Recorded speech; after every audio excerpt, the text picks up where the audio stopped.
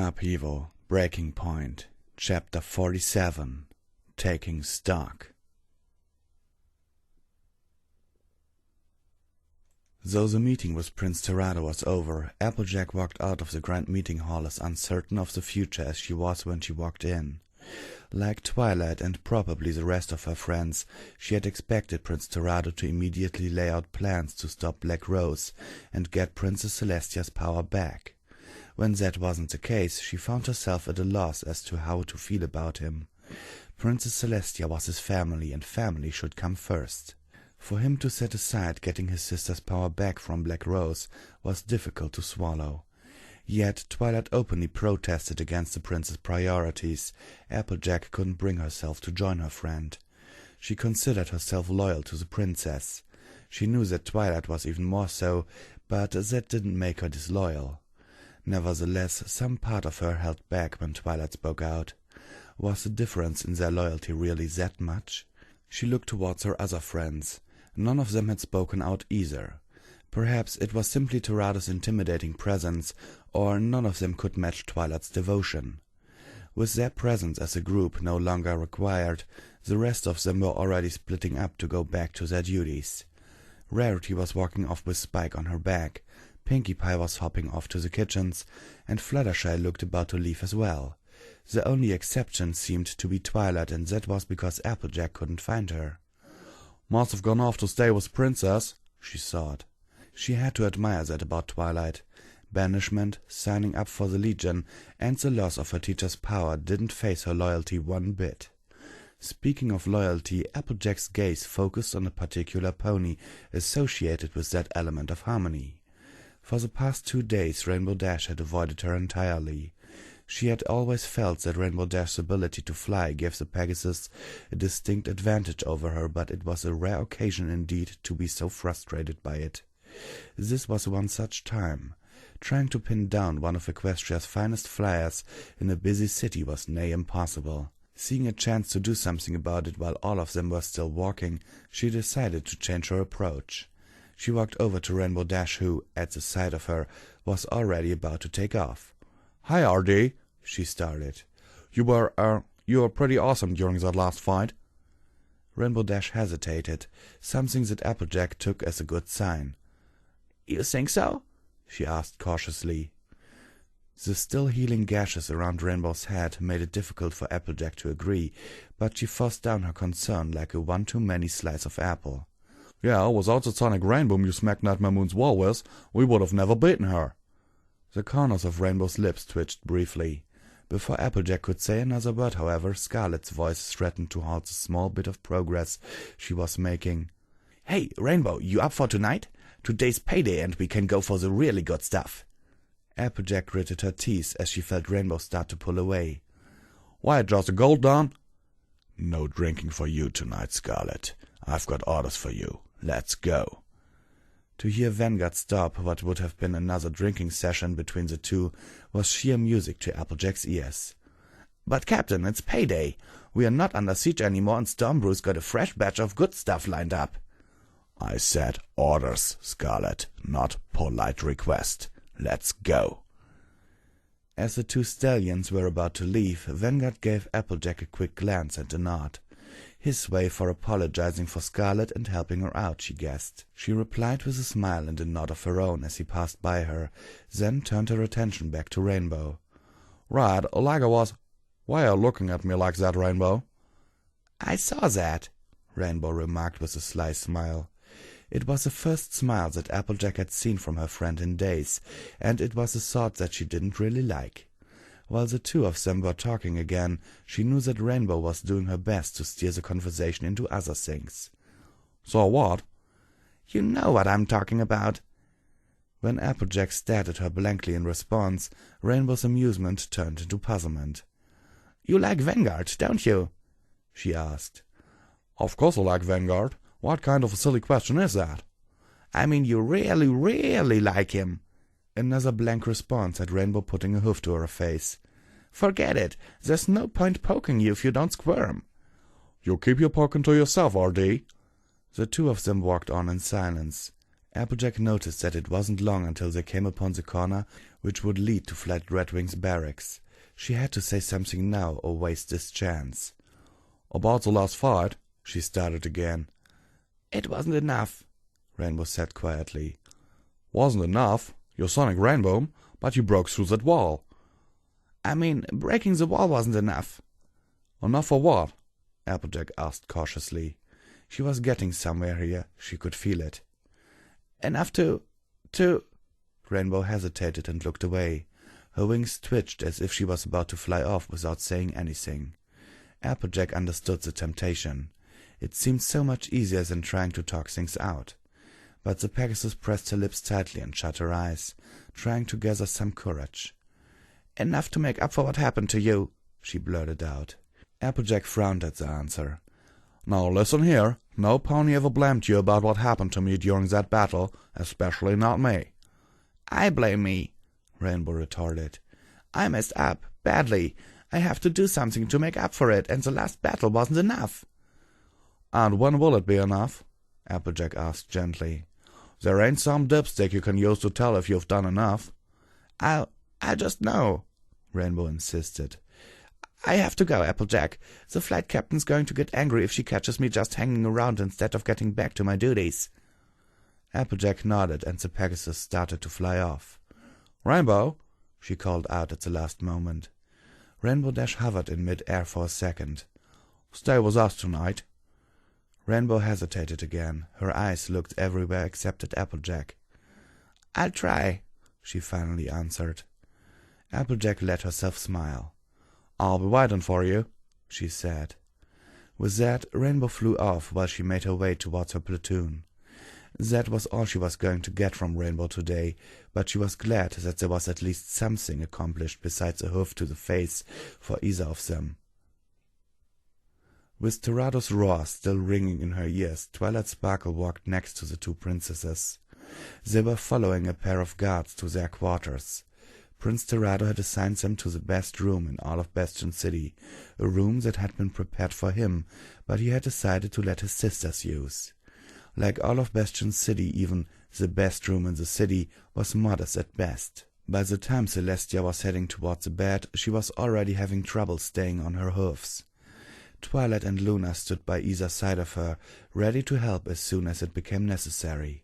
"The prince requests that you stay in this room until he gives the word otherwise, your highness," one of the guards told Celestia. His words were polite, but his tone underneath was flinty. "What?" Twilight asked. "Is he going to keep her prisoner here?" "We do as the prince commands, Legionnaire Sparkle," the guard replied. "You better remember that if you don't want another go at the whipping post." "Twilight," Luna said sternly. She looked to the two guards and gave a nod of acknowledgement. "Thank you," she told them. "We'll do just that." The two guards bowed respectfully at Luna, then left. "We will remain outside your door in case you need anything," one of them added before closing the door. With the guards gone, Twilight was about to help her teacher lie down and get some rest when Celestia put a hoof on her shoulder. She looked up to find concern on her mentor's face.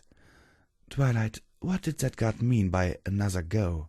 Celestia asked. Silently cursing at the guard for his poor choice of words, Twilight struggled to come up with an explanation. Well, what he meant was—" She caught a passing glance at Princess Luna. It only took that for the younger princess to tell her wordlessly that the truth was the best option here. That's because I've been whipped before, Princess," she admitted. "Big Brother was going to execute the pony who gave her the trigger, Big Sister," Luna hastened to add when she saw Celestia's eyes widen. "Twilight agreed to be whipped alongside him to save his life." Even though she was still bearing her mage coat, Twilight felt as if the few remaining marks of the whip along her back lit up for her mentor to see. She closed her eyes, fearing an angry outburst. No such thing came. "I'm sorry." Hearing those words from Celestia left Twilight confused. She opened her eyes and looked up to her mentor's face. There was no outraged expression waiting for her, only a pained, sorrowful look that made her chest ache. "Princess, you don't—" "I was the one who ordered the division.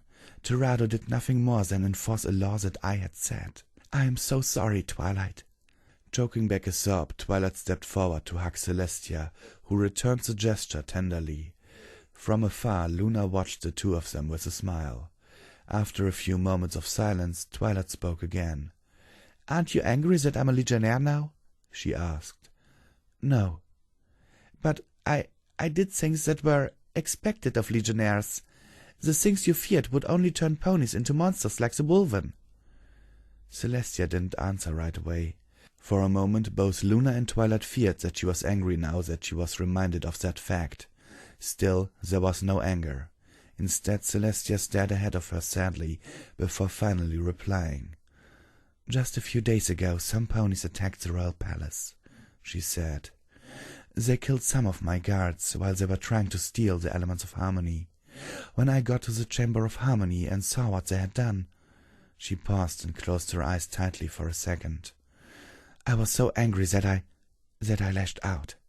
Still in an embrace, Twilight could feel Celestia tremble slightly. "I have never killed a mortal before, pony or otherwise," Celestia continued. "It happened so quickly that I couldn't help but be frightened." Twilight looked at her teacher in concern. "Princess," she started. She felt Celestia's long exhale. Celestia was quiet again.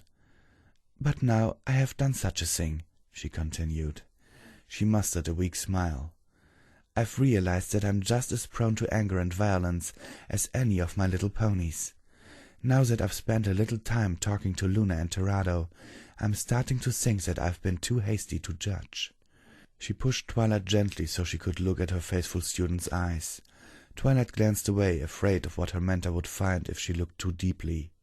She also didn't want to see the reaction. If Celestia were to turn away in disgust or disappointment, she just knew that she would crumble on the spot. When she finally forced herself to glance briefly, however, she found neither. "I want to see for myself what happens out here, and to the ponies who live here," Celestia went on. "I want to know if there is a truth to what Terrado had been telling me. I want to see everything before making a judgment again." "Oh, Princess," Twilight said joyously. "I knew you'd understand." Even Luna couldn't help but smile. "You should get some rest, big sister," she said. Celestia nodded and lay down on the bed. The first disconcerted her a little, but she quickly settled down and closed her eyes. With one more fond glance at Celestia, Twilight went over to Luna, who was sitting by a desk with a book. "You should be resting too, Your Highness," she said. "You really exerted yourself in that last fight." "I'll be fine, Twilight Sparkle," Luna replied as she turned a page. "You should be going. I'm sure you have other duties as Legionnaire, and I doubt playing nursemaid to two princesses is one of them." "I will," Twilight replied. She walked over to Luna and looked over the princess's shoulder. "Doing some reading, Your Highness?" she asked. "Where'd you get those?" She looked at the title on the cover. "Barrier Lands Law." "I had some of the guards get them during my last visit," Luna answered. When she noticed the quizzical look on Twilight's face, she elaborated on her choice of subject. "This wasn't how I wanted it to do so, but I knew this was going to happen eventually. Now that the division is over, I want to be prepared to rule over a united Equestria with my siblings. Knowing and understanding the laws that Terrado has laid down out here should help." "Sounds like a good plan," Twilight remarked. "I'll be going then, Princess." She didn't hide the admiration in her tone. She hadn't thought of things like that. The three siblings ruling together in a single Equestria. She had almost forgotten that the division's end should be a good thing because of the manner it ended. Her smile lessened when her thoughts turned towards Prince Terrado. It wasn't fear for her life that kept her silent amid all his shouting. She could feel his resentment boiling through his words. Even now he confined his eldest sister to a room and planned things without her. If there was going to be a chance to unite Equestria, he was needed. The medical ward was quiet by the time Fluttershy made it back. After the initial rush of injured after the last battle, the activity in the place had slowed down to a peaceful crawl. She was thankful for that much at least. After she had returned to her duties, Dr. Redbrand had given her an earful which the other medics thought was too light after what they had gone through. For today she hoped that the doctor was still in a better mood. She spotted Redbrand from afar, sitting quietly by his desk. There was that morose expression on his face again. She sometimes wondered if it was actually better if he was angrily shouting at ponies. Whenever he quieted down, he had that depressed expression, which only served to highlight every line on his face. She was about to walk over and see if there was something she could do for him, when she passed by two senior medics talking. Head Rep and Knee Scrape as she recognized them. "Mail's finally here," Head Rep said with a grin as he held up a bundle of letters. "First it's payday, now we get all our mail in one go." "Good thing the damn siege didn't last long, or we'd have a mountain of them to sort out," Knee Scrape muttered while Head Rep sorted through the bundle. Noticing Fluttershy nearby, Head Rep looked at her. "You expecting mail, Fluttershy?" he asked with a smile. "She's from the Heartland, idiot," Knee Scrape remarked. "How is she supposed to get any mail?" "I would love to get some mail, though," Fluttershy said. "Did you two get any?" "Looks like I got one from my sister here," Head Rep said. "Doubt I'd get any from my family," Knee Scrape muttered. "Probably one from that mule, Gold Touch, telling me to pay off my debt." "Here's one for Redbrand," Head Rep said, his enthusiasm fading. "Throw it away. It's probably his nag of a wife bleeding him dry again. Get rid of it and tell him that it must have gotten lost during delivery if he asks around. You'd be doing the old pony a favor." "No way. If he finds out, he'll saw my legs off." "Dr. Redbrand has a wife?" Fluttershy interrupted. "Not exactly something he likes to bring up," Head Rep replied. He gave an annoyed glance at Knee Scrape before returning his attention to Fluttershy. "You're always on his good side, Fluttershy. You can give this to him." Fluttershy nodded, then took the plain white envelope in her mouth. While the two continued to sort through the mail, she headed for Redbrand's desk. "About time you came back," Redbrand snapped at her as soon as she came closer. "Your pay's here." He gestured towards a pouch of bits on his desk. "What's that letter you've got there?" Fluttershy handed the envelope over before replying. "It's from your wife," she said with some enthusiasm. Despite what Head Rep and Knee Scrape were talking about earlier, she still felt that receiving letters from loved ones was a good thing. "Bah, the money's on the way as it always is," Redbrand groused. He opened the envelope, glanced at the letter, then tossed it into a nearby waste bin. "I don't know why she has to waste time and paper reminding me every month." "Aren't you happy that your wife sent you a letter?" Fluttershy asked in confusion. "Ever been married, Fluttershy?" Redbrand asked. When Fluttershy shook her head, he snorted. "Thank you, Princess Celestia, or whoever. Nothing sours things between ponies like marriage." He waved a hoof dismissively and looked away. When Fluttershy didn't leave, he frowned and turned his attention back on her. "What in the hay do you still want?" "Is that why you drink so much and look sad so often?" "To rather grind me, you're a stubborn filly." Redbrand pulled out his flask and opened it only to catch a disapproving look from Fluttershy. He lowered the flask briefly and scowled. "You're cruel for keeping an old pony from the few comforts he can afford." "You know that it doesn't work." "And do you have an alternative?" Redbrand snorted again. Before he could take a drink, however, Fluttershy moved closer and around his desk. A moment later she had her forelegs around him. "I'm sorry about your wife." A moment of silence passed before Redbrand grumbled again. He had put the flask aside in the meantime. "I don't see what you're trying to do besides ending up smelling like a brewery on fire." Hearing no protest, Fluttershy stayed that way for some time. "Don't they have some other packages for this?" Scarlet protested. "Why am I always tagged for special deliveries?" "Because you're the best pony for the job," Vanguard replied tersely. "These orders need to get to our agents down south as soon as possible, and you're our fastest." "Not for long," Scarlet replied with a grin. "What's that supposed to mean?" "You saw it, Captain. That sparkly, flashy, exploding thing that Rainbow Dash did." "I believe it's called Sonic Rainboom," Vanguard replied. He had asked Twilight about the move a day ago. He was certainly impressed, but it also made him worry, and he was now seeing why. "She could beat me in a race," Scarlet said, his face now serious. "A fair race. If she did that Sonic Rainboom, she'd blow past me." Vanguard matched the serious tone with his own. "And if she fails like Overcast, are you going to go into a rage and beat her half to death?" he asked. I'm not letting that happen again. If it does, mark my words, there will be no cover-ups this time. There won't be a next time, Scarlet replied. I know she can do it. Even Tailwind knows she can do it. Take your weights off, Vanguard ordered. We need you at your fastest. With a shrug, Scarlet undid the straps on some of his barding, revealing what appeared to be a large strip of padded cloth wrapped around his torso. A few more straps and the cloth fell to the ground with a heavy metallic clank. Vanguard eyed the heavy metal bars grimly. The pavement had vibrated on impact. Do not goad her into racing you, Scarlet, he said. He gripped the Pegasus by his harness and pulled him closer. I don't care if she stands a good chance at beating you. I'm asking as your friend and ordering you as an officer. If you race and she gets hurt, I will tie that noose around your neck myself. Okay, Captain. If you're that serious about it, I won't. Vanguard let his friend go. Good, he said. One more thing, no more heavy drinking sessions with her. Now, that's just unfair. We're just having good times. It's got nothing to do with racing. Vanguard let out a sigh and patted Scarlet on the shoulder. I know, he said. I know you mean well by being friendly, Scarlet, but your friendship is, well, like Stormbrew's strong stuff. Not every pony is capable of dealing with it. Rainbow Dash can. No, she can't.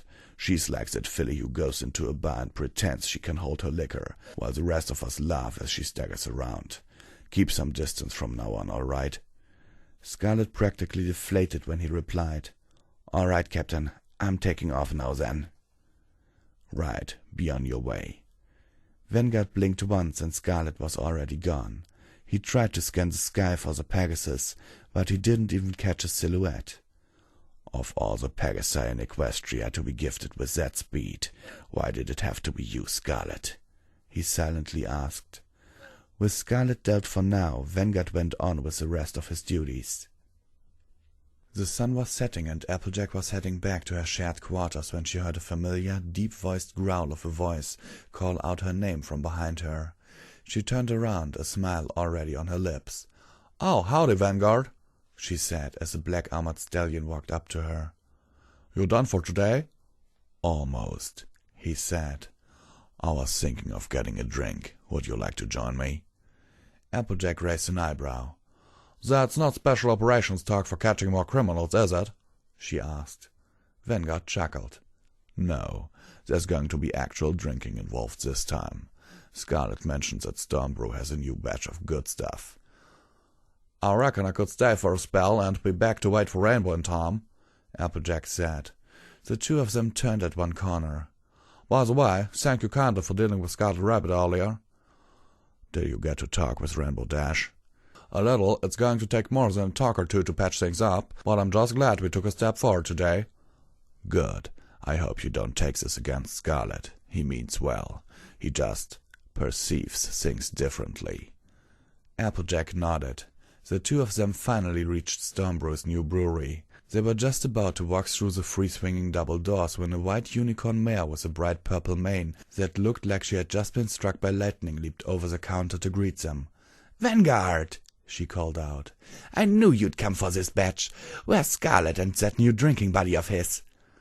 "They're not coming, Stormbrew. We'll have some of that good stuff, though," Vanguard replied. Applejack looked at Vanguard in surprise. "That Stormbrew?" she asked. "I thought she—" "Was some crusty old bearded stallion?" Stormbrew asked. "I get that often." She showed them over to the counter just as some more ponies stepped into the building. It wasn't long until both of them had a glass of the clear, crackling liquid in front of them. "Is this going to shock me like it did Pinky if I drank it?" Applejack asked. She looked at her drink as if it might explode. "Only if you gulp it down," Vanguard replied before taking a sip. "This is a drink made for moderation." Following his example, Applejack took a sip and grimaced, expecting an electric shock anyway. When none came, she licked her lips, pleasantly surprised at the tingly feeling in her mouth. "She wasn't kidding with the name," she remarked. "This is good stuff." "And another convert joins up," Stormbrew said with a laugh. I don't know about all the things I keep hearing about the Chosen, but I know for sure that you have good taste." She looked over to Vanguard. "Figures you'd go for an earth pony," she said slyly. "I get that enough from my mother, Stormbrew," Vanguard replied. With another laugh, Stormbrew left them to tend to the other customers. Vanguard unfastened his champron and set it on the bar. Applejack found herself staring. Vanguard wore his barding almost all the time, so the sight of his face left her feeling odd. His black curly mane somehow remained carefully arranged, despite being trapped in metal for so long periods of time. A few locks proved rebellious and peeked down his eyes. She noticed her hoof moving on its own as if to brush them away. With a frown, she consciously set it on the bar. "What in tarnation? What was that all about?" They sat there for a while, quietly sipping their drinks. It was Vanguard who spoke again. "So, how are you holding up?" he asked. "Holding up? What do you mean? My injury? It's fine. It doesn't hurt at all." "I mean about Too Cold. The two of you are friends, right?" Applejack stared at her drink for a moment. "I should just be happy that His Highness decided not to hang him," she said with a wistful smile. "That's good enough, right?" "True." They were quiet again. This time it was Applejack who broke that. "So you need something?" she asked. Vanguard raised an eyebrow. "A relaxing drink, not enough?" he asked. It was Applejack's turn to chuckle. "Not for you." "All right, I'll get to it. I spoke with Commander Dreadstep today. He told me that you and the others are going to stay grouped as a squad to make use of the elements of harmony whenever they are needed. He asked me to lead this squad whenever it's deployed in battle." "So, does that mean you got promoted?" Applejack asked. She didn't like the idea of the elements of harmony being deployed. It just didn't seem like what ponies should think about doing with them. "More like a reassignment. I assume that this squad is only needed for Nightmare Moon and possibly Black Rose." "So, why do you need to talk to me about this?" Vanguard looked at Applejack carefully. For some reason, she couldn't match his stare and had to look away. Perhaps it was the eyes. His wolven eyes seemed too intense today. "I need a wise captain for this squad at least. I was thinking that you should take that position." "Me?" Applejack asked in surprise. But why not Twilight? Her magic's a lot more useful and stuff." "It's not power or utility I'm looking for. It's restraint. That's why I want you." Applejack felt blush rush to her face. "Couldn't you have said that some other way?" she muttered. Vanguard didn't seem to notice. "Well?" he asked. Well, all right, Vanguard Clash. I'll do it." "Thank you," Vanguard said with a smile. "That puts me at ease a bit." Applejack emptied her glass hastily. The tingling sensation turned into a jolt that almost made her jump from her chair. Some of the liquid caught in her throat, making her splutter. "Huh, all your dramatic talk's getting me flustered," she said. To make things worse, Vanguard put a hoof on her back, forcing her to look away to hide her face. "Take it easy, Vice Captain," Vanguard said. "We've got work tomorrow."